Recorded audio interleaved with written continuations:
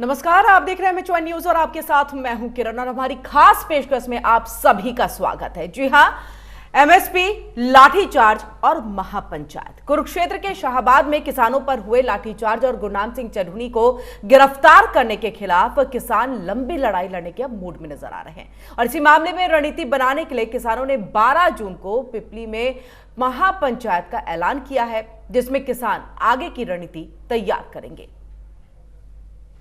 हरियाणा की कुरुक्षेत्र पर हुए लाठीचार्ज विवाद तूल पकड़ता जा रहा है। सूरजमुखी की खरीद को लेकर किसानों पर हुए लाठीचार्ज और गिरफ्तारी के विरोध में अब 12 जून को पीपली में महापंचायत होगी। इस ऐलान के साथ ही किसानों ने हिसार के रामायण, बद्दोपट्टी टोल और सिरसा में भावदीन टोल पर अपने धरने को खत्म कर दिया है। पिपली की महापंचायत में देश भर से बड़े किसान नेता और हजारों की संख्या में किसानों के पहुंचने की संभावना है। किसान नेताओं का कहना है कि अगर 12 जून तक सरकार और पुलिस प्रशासन गुरनाम सिंह को रिहा नहीं करती तो 12 जून की रैली में सरकार के खिलाफ बड़ा आंदोलन करने का फैसला लिया जा सकता है। भारतीय किसान यूनियन के अध्यक्ष गुरनाम सिंह चढ़ूनी को मंगलवार को पुलिस ने गिरफ्तार किया था। प्रदेश में सूरजमुखी की खरीद एमएसपी पर न होने से खफा किसानों ने मंगलवार को कुरुक्षेत्र के शाहबाद मारकंडा में नेशनल हाईवे 44 पर जाम लगा दिया था। जाम की सूचना पर देर शाम पुलिस ने लाठीचार्ज कर किसानों को हाईवे से हटाया और इस दौरान बीकेयू के नेता गुरनाम सिंह चढ़ूनी समेत 144 लोगों को हिरासत में ले लिया गया और 35 से ज्यादा लोग घायल हुए थे। गुरनाम सिंह चढ़ूनी समेत गिरफ्तार किए गए बाकी किसानों को कोर्ट में पेश किया गया, जहां से उनको 14 दिन की न्यायिक हिरासत में भेज दिया गया है। इन सारे घटनाक्रम को लेकर के किसान सरकार के खिलाफ लामबंद होने लगे हैं। सूरजमुखी खरीद के मुद्दे पर अब संयुक्त किसान मोर्चा भी पूरी तरह से कूद पड़ा है। राकेश टिकैत ने कह दिया है कि अगर सरकार नहीं मानी तो दिल्ली से भी बड़ा आंदोलन किया जाएगा। Bureau report, M1 news. तो सूरजमुखी की खरीद एमएसपी पे ना होने की वजह से नाराज किसानों ने लगातार धरना प्रदर्शन किया है और कल जिस तरह की तस्वीर भी हमने आपको दिखाई थी कि नेशनल हाईवे को जाम कर दिया गया, जहां पर पुलिस बड़ी संख्या में तैनात, बैरिकेड्स लगा करके रोकने की कोशिश की गई, लेकिन इसके बावजूद किसान बड़ी संख्या में वहां पहुंचे, जहां पर कुरुक्षेत्र की ये जो खासतौर से लड़ाई है वो नेशनल हाईवे पर आकर के पूरी तरह से वहां पर सब जमा हुए थे। आपको बता दें, तकरीबन 8 घंटे का नेशनल हाईवे पर जाम लग गया, जिसके बाद पुलिस ने बल प्रयोग किया, लाठीचार्ज किया, वाटर कैनन का इस्तेमाल किया और कई बड़े किसान नेता उनको गिरफ्तार कर लिया गया है। और अब इसी से नाराज किसानों ने 12 जून को महापंचायत बुलाई है। आपको बता दें कि राकेश टिकैत ने सीधे तौर पर कहा है कि अब ये ना गुरनाम की लड़ाई है, ना राकेश टिकैत की लड़ाई है, ये कौम की लड़ाई बन करके रह गई है। तो अब ये समझना होगा कि क्या एक बार फिर से हमें किसान आंदोलन के वो दिन फिर से देखने को मिलेंगे जो एक साल किसान जो है वो सड़कों पर बैठे हुए थे, और क्या उसकी ये झलक है। और उसके बाद वापस से 12 जून में महापंचायत जब की जाएगी तो इसी तरह की एक रणनीति और तैयार की जाएगी, क्योंकि एमएसपी को लेकर के खास तौर से किसानों का ये आंदोलन बहुत लंबे वक्त से चला आ रहा है कि हमारी फसलों को एमएसपी पे खरीदा जाए। आपको बता दें कि एमएसपी क्या है, एक आर्थिक भरोसा जो सरकार की तरफ से किसानों को दिया जाता है कि आप फसल की उगाई करिए, आप फसलों को उगाइए और सरकार की तरफ से आपको इतना रेट दिया जाएगा। तो एक तरफ से आर्थिक भरोसा उनको दिया जाता है कि आपको इससे कम जो रेट है वो नहीं मिलेगा। लेकिन सवाल यहां खड़ा हो रहा है कि जब सूरजमुखी की जो एमएसपी है उसको जब सरकार की तरफ से तय कर दिया गया है, तकरीबन 6,400 रुपए तय किया गया है, तो उसके बाद इसे भावांतर में क्यों डाल दिया गया है, जिससे किसान ये कह रहे हैं कि हमें नुकसान होगा। और नुकसान होगा क्योंकि 1,000 जो बोनस है वो जरूर दिया जाएगा, लेकिन उसके बावजूद हमें 600 रुपए का जो है वो नुकसान होने ही वाला है। इसके साथ कई किसानों का यह भी कहना है कि भावांतर का जो पैसा होता है वो कई बार नहीं मिल पाता है, और अगर इस हिसाब से देखा जाए तो हमें 1,600 रुपए का नुकसान होने की संभावना है। और इसी से नाराज होकर के किसानों की यही मांग है कि आप सूरजमुखी के जो रेट को आपने तय किया है, जो एमएसपी को आपने तय किया है, उसी एमएसपी पर सूरजमुखी को खरीदिए ताकि हमें किसी भी तरह के नुकसान को ना झेलना पड़े। और आपको बता दें कि 62,088.43 एकड़ में सूरजमुखी की जो खेती है इस बार हुई है, और सबसे ज्यादा कुरुक्षेत्र में 32,064 एकड़ में सूरजमुखी लगी है। कुरुक्षेत्र इसमें सबसे अव्वल नंबर पे है, अंबाला दूसरे नंबर पे है। अगर हम तीसरे की बात कर ले तो पंचकुला, जहां पर 3,362.38 एकड़ में इसकी खेती हुई है। तो कई किसानों ने इसकी खेती की है, क्योंकि एमएसपी भी जो खरीद सरकार की तरफ से की जाती है, 23 फसलों में ये सूरजमुखी की फसल भी आती है। और जब एमएसपी तय किया गया है तो ये आखिरकार बदलाव क्यों, ये सवाल किसानों की तरफ से किया जा रहा है, जो कि 12 जून को होने वाली है। और इसी पर हम अपनी बड़ी चर्चा करने जा रहे हैं, जिसके लिए हमारे मेहमान जो हमारे साथ जुड़ चुके हैं, प्रोफेसर वीरेंद्र चौहान, प्रवक्ता बीजेपी, स्वामी इंद्र साहब, किसान नेता हैं, डॉक्टर शालिनी यादव, वरिष्ठ पत्रकार हैं। आप तीनों का ही एमएचवाई न्यूज पर बहुत बहुत स्वागत है। सबसे पहले स्वामी इंद्र जी, आपके पास हम आएंगे। जिस तरह से राकेश टिकैत ने यह सीधे तौर पे कहा कि अब ये ना कि गुरनाम की लड़ाई है, ना राकेश टिकैत की लड़ाई है, कि कौम की लड़ाई बन गई है, तो क्या अब आप इसे सरकार बनाम किसान की लड़ाई बना करके चलने वाले हैं? 12 जून को जो महापंचायत होगी, क्या रणनीति आप इसको लेकर के तैयार करने वाले? क्या आंदोलन एक बार फिर से 1 साल वाला दिखेगा? देखिए किरण जी, आज भारत के अंदर, खासकर हरियाणा प्रदेश के अंदर, आप कमेरे और लुटेरे की लड़ाई समझिए। आज देश में हो क्या रहा है? सरकार पूंजीपतियों के इशारे पर इस देश के अंदर जो खाद्य पदार्थ है उसके ऊपर सरकार एक संजा कसती हमें नजर आ रही है पूंजीपतियों के साथ। यानी एग्रो बिजनेस जो है उसके ऊपर इतना बड़ा संजा कसिया गया है कि आम उपभोक्ता तक गुणवत्ता का फ्रूट, फल, सब्जी कुछ भी नहीं पहुंच पा रहा। उसकी मूलभूत जो जरूरतें हैं, जिस कारण सरकार ने खाद्य पदार्थ को एसेंशियल कमोडिटी एक्ट में रखा हुआ है, उसकी अवहेलना होती हुई हमें नजर आ रही है। किसान जो तेल की खेती कर रहा है, तिलहन की खेती कर रहा है, वो राष्ट्र हित में है। मैं बता देना चाहता हूं, अगर हम मूल जड़ में नहीं जाएंगे कि पिछले साल सूरजमुखी या सरसों 1000 रुपए प्लस बिकी, आज वो कम क्यों बिक रही है?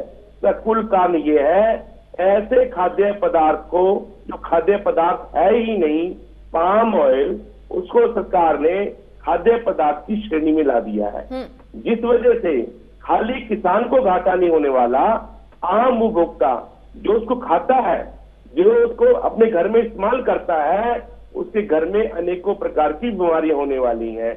हमारा सरसों हो या सूरजमुखी हो, सूरजमुखी तो सफोला तेल है, ये ब्लॉकेज खोलता है। अगर हार्ट की किसी को ब्लॉकेज हो जाए, ये तो औषधि है, ये गुणकारी है। और इसकी सिफारिश इन्हीं के ब्रांड एम्बेसडर बीजेपी के बाबा रामदेव जी बताते हैं। वो बोलते हैं कि ये जो पाम ऑयल है ये बीमारियों की जड़ है।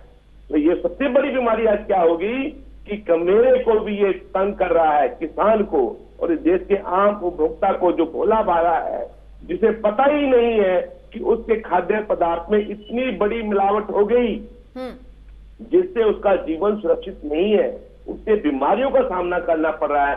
तो ये जो सरकार है, ये कंपनियों की सरकार है, ये फार्मास्यूटिकल कंपनियां, जो दवाई बनाने वाली कंपनियां हैं, नाराजगी किस बात से है के लिए? सर वीरेंद्र जी बैठे हैं जवाब देने के लिए। नाराजगी किस बात से सर? पॉइंट पे आइए। नाराजगी यही है कि किसान के साथ जो धोखा किया जा रहा है, सरकार एमएसपी का रेट बढ़ाती है और सीएपीसी की रिपोर्ट लागू करती है और अपनी फीस पाती है, किसान की इनपुट कॉस्ट बढ़ जाती है।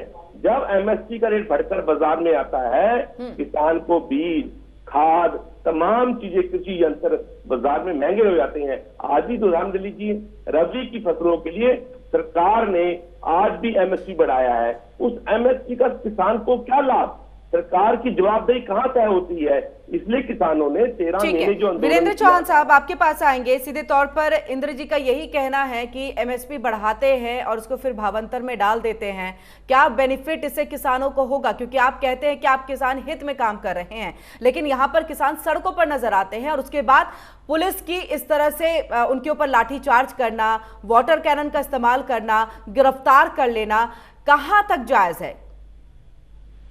भारतीय जनता पार्टी की सरकार आज तक की किसी भी केंद्र या राज्य की सरकार से बेहतर किसान के हित में काम करने वाली सरकार है। ये बात केवल मेरा दावा नहीं है, तथ्य और आंकड़े आपके सामने रखूंगा और हमारे पूर्ववर्तियों से तुलना कर लेना, आप पाएंगे कि हमने किसानों के लिए पहले की किसी भी सरकार से, पहले की अपनी भी सरकार से बेहतर काम इस सरकार ने किया है। उसके बावजूद क्या कारण है कि कुछ लोग धरनाजीवी, आंदोलनजीवी वे हर समय एक ही प्रलाप करते हैं कि ये सरकार तो किसानों के खिलाफ है, ये सरकार तो किसानों के विरोध में है। मैं कुछ तथ्य रख रहा हूं आपके सामने। भारतीय जनता पार्टी की वर्तमान सरकार बनने से पहले देश में समर्थन मूल्य वो लागत से जुड़ा हुआ नहीं था। समर्थन मूल्य लागत से 1.5 गुना होगा, ये स्वामीनाथन आयोग की, किसान आयोग की सिफारिश थी। हमारी सरकार आने से पहले भूपेंद्र सिंह हुड्डा मुख्यमंत्री थे हरियाणा के, उनके नेतृत्व में मुख्यमंत्रियों की एक कमेटी बनी थी। उस कमेटी को स्वामीनाथन आयोग की रिपोर्ट पर उसको लागू करवाना था। लेकिन कई साल तक भूपेंद्र सिंह हुड्डा के नेतृत्व वाली कमेटी उस रिपोर्ट पर बैठी रही, खूंटी पर टांड पर उसको रखा। लेकिन हम आए तो हमने स्वामीनाथन आयोग की अधिकांश सिफारिशों को लागू किया। लागत से 1.5 सर एमएसपी पे क्या किया सर? एमएसपी पे कमेटी बनाई 1 साल के आंदोलन के बाद। सर अगर आप मेरी बात पूरी सर देखिए, बात पूरी करिए, लेकिन क्रॉस क्वेश्चन होगा, उसका भी आंसर देना होगा। आधे घंटे का सर वक्त होता है, सर आधे घंटे का वक्त होता है। नहीं क्रॉस क्वेश्चन होगा तो जवाब नहीं हो पाएगा। क्या आपसे स्वामीन्द्र को टोका था ऐसे? बिल्कुल सर, उन्हें टोका है मैंने, उन्हें मैंने खुद कहा सर, उन्हें भी मैंने कहा है। और मेरा काम सर आपके साथ, सर प्लीज चला जाऊंगा, मुझे कोई जरूरत नहीं है सर। क्रॉस क्वेश्चन होगा और आपको आंसर देना होगा सर कि आपने भी कमेटी बनाई, आपने भी कमेटी बनाई है, अभी क्या हुआ है? किसान तो उससे भी नाराज है। सर जवाब दीजिए, पहले मेरा जवाब दीजिए सर, फिर आप अगला सवाल कीजिएगा। बीच में मत बोलिएगा, कृपा करके हाथ जोड़ के आपसे कह रहा हूँ। सर आप इतिहास नहीं बताइएगा जल्दी से। मैं क्या बताऊंगा ये तो आप तय नहीं कर पाएंगी। सर आप आंसर दीजिए सर जी। मेरा उत्तर यह है कि भारतीय जनता पार्टी की सरकार बनने के बाद लागत से 1.5 गुना समर्थन मूल्य देना इस सरकार ने शुरू किया। इस सरकार ने किसानों को किसान सम्मान निधि देना शुरू की। वर्तमान सरकार हरियाणा की पहले जितनी फसलें भूपेंद्र सिंह हुड्डा या मनमोहन सिंह की सरकार के समय में समर्थन मूल्य पर खरीदी जाती थी, उससे ज्यादा फसलें समर्थन मूल्य पर खरीद रही है। और धान जितनी मनमोहन सिंह के राज में खरीदी जाती थी, उससे ज्यादा धान समर्थन मूल्य पर खरीद कर, गेहूं समर्थन मूल्य पर 2 गुने के लगभग हम देश के अन्न भंडारों में रख रहे हैं। फिर भी हम इनको काम करते हुए नहीं दिख रहे हैं। ये सीधी सपाट सी बात है कि सामने आ रहा है चुनाव, और चुनावों के समय ये जो सुपारी लेकर नरेंद्र मोदी और भारतीय जनता पार्टी के विरोध के नाम की सुपारी लेकर आंदोलनजीवी सड़कों पर उतरते हैं, वही लोग हैं। और वो भोले भाले किसान की भावनाओं का शोषण करते हैं। मूल रूप से बात यह है कि हम बेहतर काम कर रहे हैं, उसका जिक्र भी नहीं करना चाहते, और केवल काल्पनिक। सर जो सवाल था उसका तो जवाब आपने दिया ही नहीं। वीरेंद्र जी, नहीं स्वामीन्द्र जी आऊंगी आपके पास, आप अपनी बात को रखिएगा, आऊंगी सर। स्वामीन्द्र जी, ये वीरेंद्र जी, जो सवाल यही था कि भावांतर में क्यों, जब एमएसपी तय की गई है तो भावांतर में फिर क्यों डाल दिया गया है? क्योंकि किसानों को वही तो दिक्कत आ रही है, इसी दिक्कत का तो आपसे आंसर मांग रहे हैं। मैं उत्तर दे रहा हूं, सुनिएगा। देखिए, धान, गेहूं और कई अन्य फसल हम समर्थन मूल्य जो घोषित किया उस पर खरीद रहे हैं।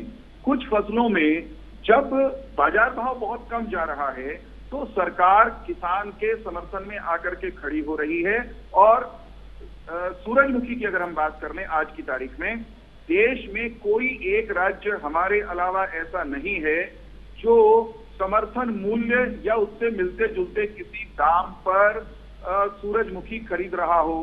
पंजाब नहीं खरीद रहा, राजस्थान नहीं खरीद रहा। सर मैंने दूसरे राज्य का तो सवाल किया ही नहीं, आप क्यों गोल गोल घुमा रहे हैं सर? गोल गोल नहीं घुमाइए, ठीक है? नहीं सर, ये आप दूसरे राज्यों पे क्यों जा रहे हैं? दूसरे राज्य का सवाल तो उठ ही नहीं रहा है ना, सीधा सा सवाल है, भावांतर में क्यों डाल रहे हैं? जवाब दे रहा हूँ, समझिए जरा इसको। भावांतर बाजार भाव कम है। सरकार ने ये कहा कि हम आपका जो सूरजमुखी है उसमें 1000 रुपए प्रति क्विंटल भावांतर देंगे। कोई दे रहा है क्या हमारे सिवा? कोई खरीद भी नहीं रहा। सर 600 रुपए प्रति क्विंटल का नुकसान अब भी है। चलिए इंद्र जी आप अपनी बात रखें, फिर मैं जाऊंगी शालिनी जी के पास। हम जो कर रहे हैं इंद्र जी किसी को दिखाई नहीं दे रहा। पंजाब के बारे में पूछ लीजिए, खरीद रहे हैं क्या? हम जाएंगे, आज बाजार का जो रेट गिरा है सरकार ठीक है, की दमनकारी चौहान साहब सुन लीजिए उनकी बात को भी। नीति के कारण गिरा है। आप देखिए पिछले साल हमारे को 1000 प्लस रेट था, आज हमारा 1000 पे नीचे चला गया रेट। का कारण है जो खाद्य तेल नहीं है पाम ऑयल, सरकार ने उसको बड़ी बड़ी कंपनी साथ मिलकर, अडानी अंबानी के साथ मिलकर एग्रो बिजनेस को खराब किए, किसान की स्थिति बद से बदतर करने के लिए, ताकि किसान अपनी जमीनें औने पौने भाव इन कंपनियों को बेच दे और साथ में उपभोक्ता की सेहत के साथ खिलवाड़ कर रहे हैं। मैं प्रोफेसर वीरेंद्र जी से पूछना चाहता हूं, पाम ऑयल को खाद्य तेल की श्रेणी में रखने का कारण क्या है, ये बताइए। दूसरी बात पे ड्यूटी कम करने का कारण बताइए, क्या कारण है? जब हमारे पास अपना ही खाद्य तेल नहीं है, देश के पास हमें इंपोर्ट करना पड़ रहा है, लाखों करोड़ों रुपए विदेशी मुद्रा खत्म हो रही है। अगर हम खुद ही किसान, देश के किसान देश को आत्मनिर्भर कर रहे हैं, तो आपको अड़चन क्या है?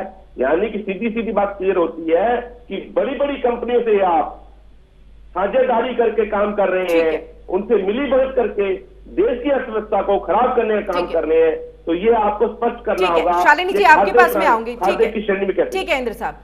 शालिनी जी, आप वरिष्ठ पत्रकार हैं, आप हरियाणा की राजनीति को, उनके किसानों को, उनकी स्थिति को बहुत बेहतर तरीके से समझ रही हैं।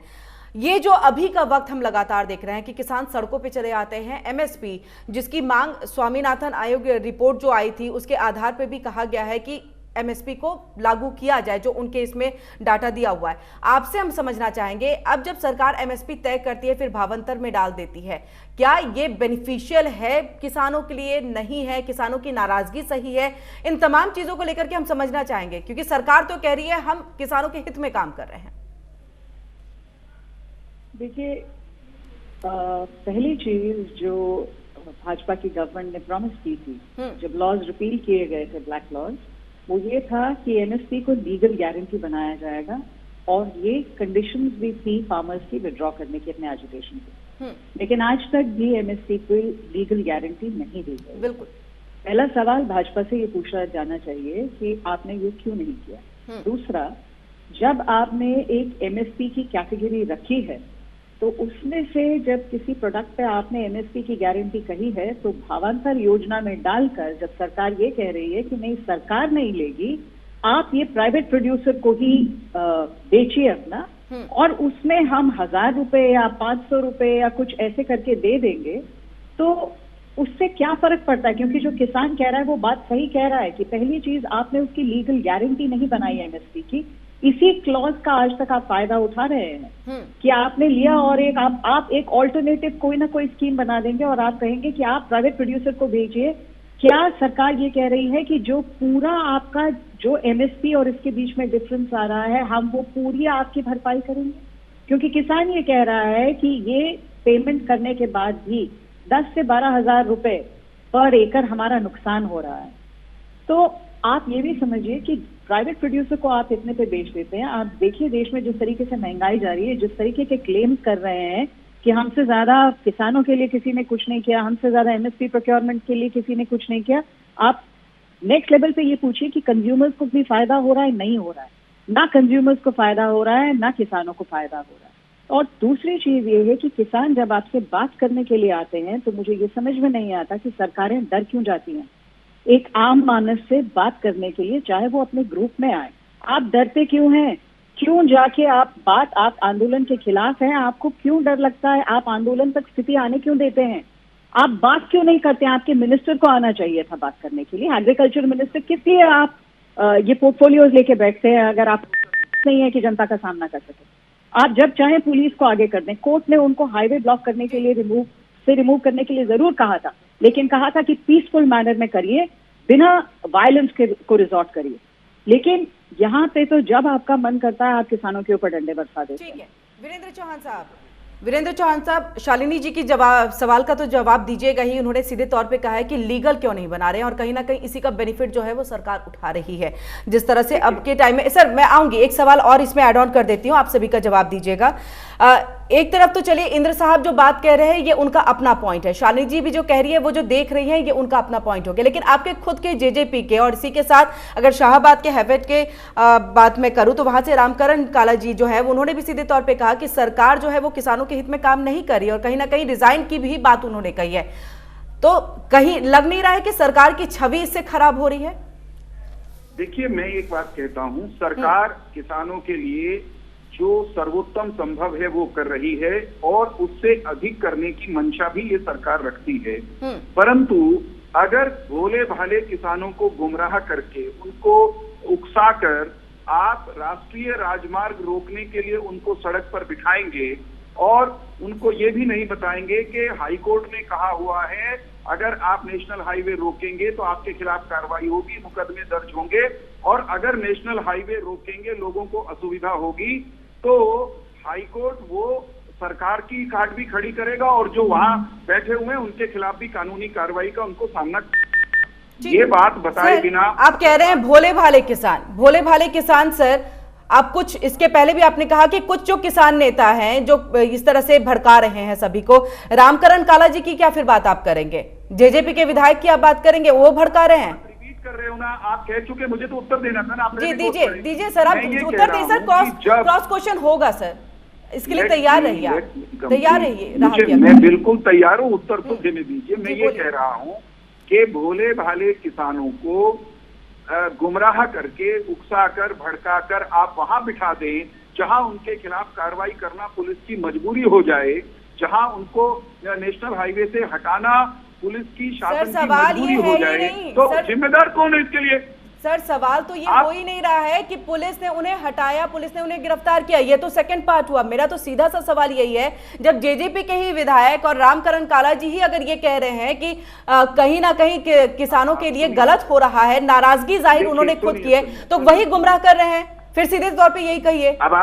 अब आप उत्तर सुनिएगा, बीच में दखल मत दीजिएगा सर। तो आप बातों को घुमाइए नहीं, गोल गोल नहीं सर, सीधे जवाब करिए। आपको भी मैं गलत नैरेटिव सेट करने की इजाजत नहीं दे सकता ना, मुझे तो अपनी बात। सर मेरा सीधा सा सवाल है सर, जेजेपी विधायक को तो मैंने नहीं बोला सर, रामकरण काला जी को मैंने नहीं बोला, तो मैं नैरेटिव सेट नहीं कर रही हूँ, मैं नैरेटिव सेट नहीं कर रही हूँ। ये आपके ही विधायक, आपके ही पार्टी सरकार में अभी गठबंधन में है, तो उन्होंने जो कहा है वो बता रही हूँ। आप कितनी बार एक ही बात रिपीट करेंगे सर? क्योंकि आप जवाब नहीं दे रहे हैं सर, आप बचने की कोशिश कर रहे हैं, आप गोल गोल घुमा रहे हैं। चलिए अपनी बात रखिए सर, बात रखिए जी। गोल गोल आप कर रही हैं, किसी एजेंडे में कर रही होंगी। मैं ये कह रहा हूँ कि चाहे रामकरण काला हो, चाहे वीरेंद्र सिंह चौहान हो, चाहे मनोहर जी हो, चाहे उप मुख्यमंत्री हो, हम सब किसानों के लिए अड़ने लड़ने वाले लोग हैं। मैं भी किसान का बेटा हूँ, मेरा परिवार भी खेती करता है।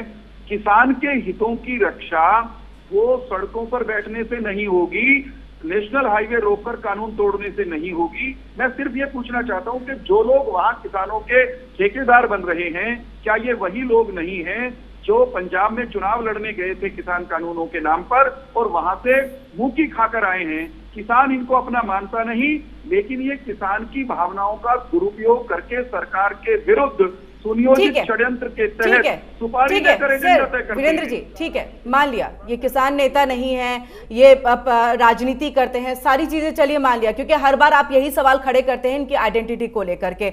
इसका जवाब देना मैं बेहतर नहीं समझ नहीं सर, आप ये कह रहे हैं कि किसानों के हित में इस तरह से धरना प्रदर्शन करके नहीं होगा। बैठक हुई, बातचीत क्यों नहीं बात बन पाई फिर वहां पर?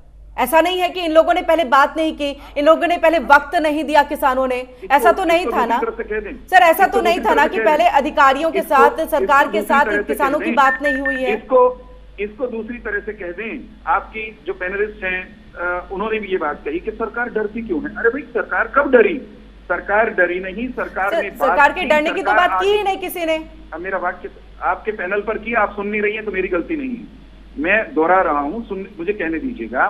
सरकार ने बातचीत पहले भी की, आगे भी करेगी, सरकार ही समाधान करेगी, लेकिन किसानों का भला ये आंदोलन जीवी, सुपारी जीवी कांग्रेस के अब छिपे हुए एजेंट नहीं कर सकते। किसानों का भला हम करेंगे, हम कर रहे हैं।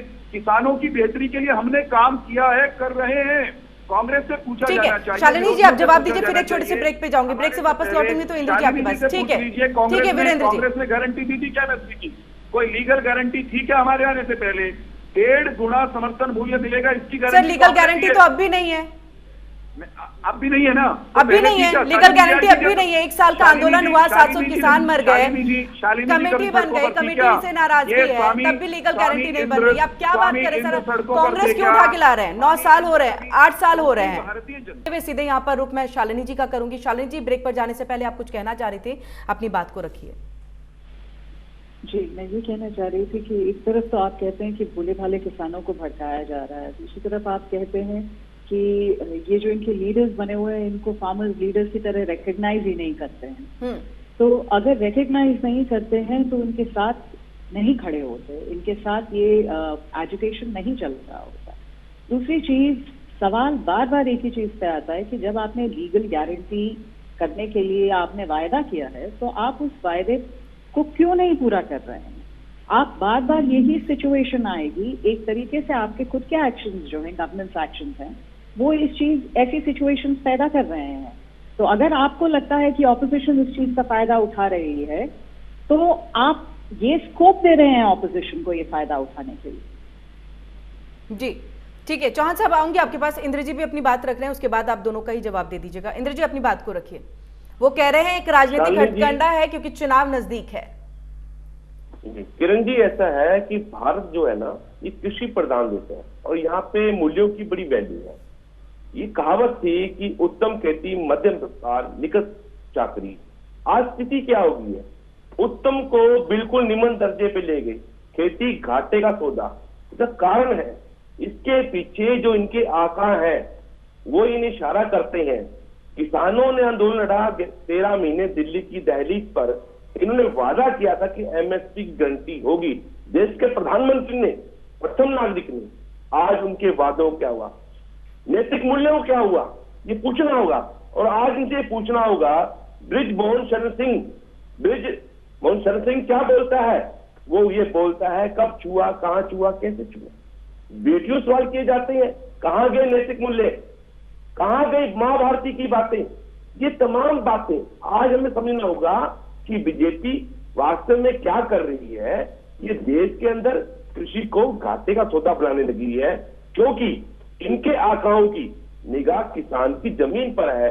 किसान को कहीं उसको लाभकारी मूल्य न मिल जाए, कहीं से किसान संपन्न ना हो जाए, इसलिए ये नए नए फार्मूले लाते हैं। ये भावांतर योजना मध्य प्रदेश की फेल हुई योजना है, जिसे हरियाणा में लागू किया जा रहा है, ताकि किसान को लाभकारी मूल्य न मिल सके, उसका लागत का मूल्य से न मिल सके, किसान का जीवन कहीं अच्छा ना हो जाए, उसके लिए। ठीक है सर, वीरेंद्र जी, किसान संपन्न ना हो जाए इसलिए ये सब हथकंडे आपकी तरफ से अपनाए जा रहे हैं और तमाम तरह के सवाल जो है स्वामी इंद्र जी ने भी उठाए। तो वहीं शालिनी जी भी कह रही है कि लीगल क्यों नहीं बनाते हैं, और लीगल नहीं बनाने की वजह से ये जो प्रॉब्लम्स है, ये जो एमएसपी को लेकर के दिक्कतें हैं वो आ रही हैं।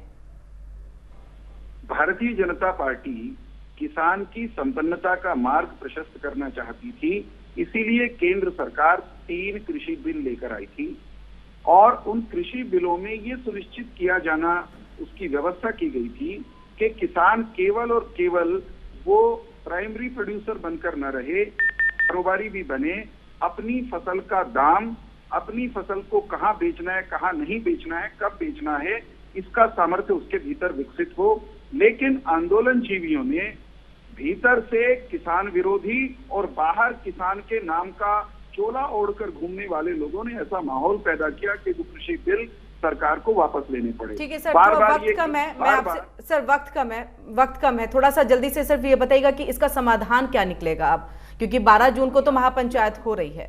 मैं देखिए ना, आप आज रात या अगले आधे घंटे में भी एमएसपी की गारंटी ये सरकार दे दे तो भी स्वामी इंद्र और राकेश टिकैत और गुरनाम सिंह चढ़ुन्नी और इस तरह के जो आंदोलन जीवी लोग हैं, इनको नहीं मानना है। इनकी हालत मैं बताता हूं कैसी है कि इनसे पूछे, क्या इस सरकार ने स्वामीनाथन आयोग के हिसाब से 1.5 गुना समर्थन मूल्य देना शुरू कर दिया, जो कि हम दे चुके हैं, दे रहे हैं। ये मान भी लेके हाँ, 10 चीजें और सर, आप इनसे समाधान हाथ बताने की जगह पर आप तो फिर वापस से आग मैं- में घी डालने का काम करें कि हम कुछ भी कर दे, ये मानेंगे नहीं। क्योंकि आप इनको टोकेंगे नहीं। मैं तो कह रहा हूँ ना, नहीं मानेंगे।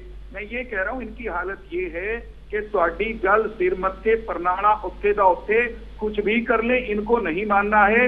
हम इनके हिसाब से नहीं चलने वाले हैं। हम किसान के हित में काम कर रहे हैं, करते रहेंगे। हर दिन किसान की बेहतरी के लिए कुछ नया करेंगे, ये हमारा कमिटमेंट है। लेकिन इसलिए सर, बेहतरी तस्वीरों में दिख रही है, सर बेहतरी तस्वीरों में दिख रही है, लाठी चार्ज, वाटर कैनन, खेतों को छोड़ करके सर सड़कों पे हैं किसान। ये तो बेहतरी है ना किसानों की। सुनिए ना, किसान जानता है, किसान को बड़ी संख्या में अधिकांश किसान समझते हैं कि ये उनके प्रतिनिधि नहीं है। अगर ये उनके प्रतिनिधि होते तो पंजाब में चुनाव लड़ने गए थे, एक सीट नहीं जीत पाए इनके किसान नेता। सर, चुनाव लड़ने का अधिकार हर किसी को है। किसानों के सर, चुनाव लड़ने का अधिकार हर किसी को है। गुमराह करने वाले उन्हें जानबूझकर, वीरेंद्र जी, चुनाव लड़ने का अधिकार हर किसी को है, तो इसके बिना पे आप ये नहीं कह सकते कि वो किसान नेता नहीं हो सकते। चिंता हम करेंगे। आप भी प्रोफेसर हैं, आप भी सर बीजेपी के प्रवक्ता के तौर पर आए हैं ना। तय मानिए, आने वाला समय किसानों सर, सवाल का जवाब दीजिए ना। आप भी प्रोफेसर रहे हैं, आप भी पत्रकार रहे हैं, आप भी तो आए ना दूसरे प्रोफेशन में। बिठाकर उन्हें लाठियों से न पिटवाएं। ये पिटवाते हैं उनको और फिर उनके नाम पर सौदेबाजी करते हैं, चंदा इकट्ठा करते हैं, कारोबार चलाते हैं। सर, पीटने वाली तो आपकी पुलिस है, उनसे कहिए कि पीटे नहीं। आप समाधान निकालिए। समाधान निकालने की जगह पर आप इस तरह की बातें कर रहे हैं। इस तरह की बात नहीं कर रहा मैं। समाधान हम जिन चीजों का दे रहे हैं, जो उसमें भी अड़के खड़े सर, भावांतर में क्यों डाल रहे हैं? जब एमएसपी तय की गई तो भावांतर में क्यों डाल रहे हैं? क्यों लीगल नहीं बना रहे हैं? आपको ये नहीं मालूम, लीगल एमएसपी को बनाना एक जटिल प्रोसेस है। उस पर काम चल रहा है, वो रातों रात में। कितने जो काम 75 साल से नहीं हुआ उसको आप 5 घंटे में कर देना चाहती है, 5 महीने में कर देना। सर, बीजेपी इसी के लिए तो जानी जाती है। क्या आपको मालूम? आप ही तो सर, बीजेपी इसी के लिए तो जानी जाती है। जो 70 सालों में नहीं जो काम हुआ वो अब हो रहा है। सुनिए, हम करेंगे ना। आप मुझे ये बताइए, क्या किसी सरकार ने आज तक भावांतर भरपाई जैसी योजना दी थी जिसमें बाजार भाव और उसके समर्थन मूल्य के बीच का अंतर सरकार दे देगी? आज तक दी थी क्या किसी ने? सर, अंतर 1000 दे रहे हैं, 600 का नुकसान कौन उठाएगा? सर, बड़ी रकम होती है एक किसान के लिए, प्रति क्विंटल 600 का नुकसान बड़ी रकम होती है। जरा सा बता दीजिए, क्या पंजाब की, राजस्थान की कोई सरकार? चलिए, दूसरे राज्यों के साथ कंपैरिजन, हरियाणा की सरकार अपने काम के लिए जानी जाती है। ठीक है, शालिनी जी माफ कीजिएगा, वक्त की यहाँ पर कमी है इसलिए मैं आपको नहीं ले पाऊंगी। बहुत बहुत शुक्रिया आप तीनों का ही MH1 न्यूज से जुड़ने के लिए और तमाम बातचीत यहाँ पर करने के लिए। लेकिन सवाल अब भी वहीं का वहीं है कि समाधान कैसे होगा? क्या एक बार फिर से किसान आंदोलन की राह पर किसान जो है वो चल पड़े हैं? सरकार कैसे समाधान निकालेगी? फिलहाल इस बुलेटिन में इतना ही। देश दुनिया की बाकी खबरों के लिए जुड़े रहिए MH1 न्यूज के साथ।